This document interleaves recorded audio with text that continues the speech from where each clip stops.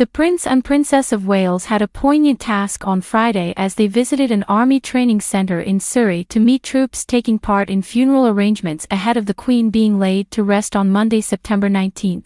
Members of the public are paying their respects to the late Queen, who died away on September 8, at her body's current resting place, which is Westminster Hall. On Monday, more than 1,000 sailors and Royal Marines will join the funeral procession for the late monarch, making William and Catherine's visit to the Army Training Centre all the more poignant. Troops from all over the world have flown to the UK, and in preparation for the historic event, they have been practicing at the training site. It's part of a number of public appearances from Prince William and his wife Catherine as they support his father King Charles III in his new role as sovereign.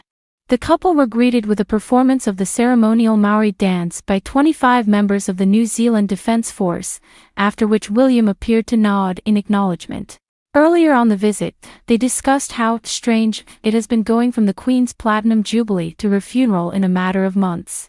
William, talking with troops from Australia, was heard saying the difference between the celebrations in June and the funeral preparations shows the highs and lows of it all.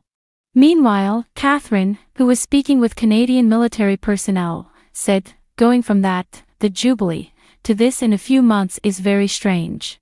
She was also heard discussing lack of sleep with the troops. During the visit, William was seen frequently placing his hand on his wife, seemingly trying to comfort Catherine, who accompanied him as well as the entire royal family during more than a week of mourning for the Queen. The Prince and Princess also spent about 45 minutes speaking with mourners gathered outside the Norwich gates. Speaking in Norwich, William said walking behind the Queen's coffin on Wednesday brought back a few memories of Princess Diana's funeral. Speaking to one woman, he said, "I mean, the walk yesterday was challenging, it brought back a few memories." The Prince also spoke to receptionist Jane Wells, from Long Sutton in Lincolnshire, who said she had told the Prince how proud his mother would have been of him. She told the BBC, he said how hard it was yesterday because it brought back memories of his mother's funeral. Caroline Barwick-Walters, of Neath in Wales, added she told William, "Thank you for sharing your grief with the nation," and that he replied, "She was everybody's grandmother." Bex Neve, 44, from the county of Norfolk, waited over 2 hours to see the couple and shared a few words with them. She told People magazine, "William said he thinks Monday will be hard." Catherine said it's been overwhelming and she and William are very grateful for everyone being here. She was emotional. They seemed like they were here to soak up all the love. As with every public outing since the Queen died, Prince William and Catherine were dressed in black, with William wearing a suit paired with a white shirt, and Catherine looking as demure as ever in a black button-up military-style jacket and skirt, which she paired with a black hat.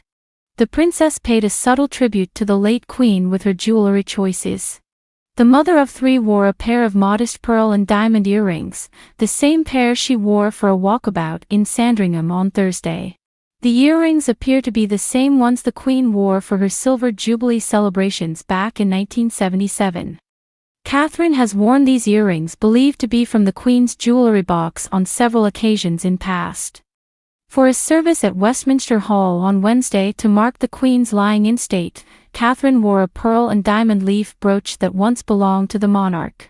Their outing came after they took part in a similarly emotional one on Thursday, as they headed to the Queen's Sandringham home to view tributes that had been left for her. While there, William spoke to a member of the public about walking behind the monarch's coffin on Wednesday as it was moved to Westminster Hall.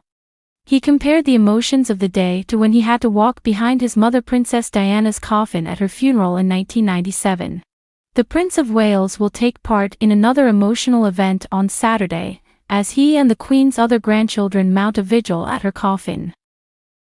William will stand at the head of the coffin and will be joined by brother Prince Harry and cousins, Princess Beatrice, Princess Eugenie, Zara Tyndall, Lady Louise Windsor and James, Viscount Severn.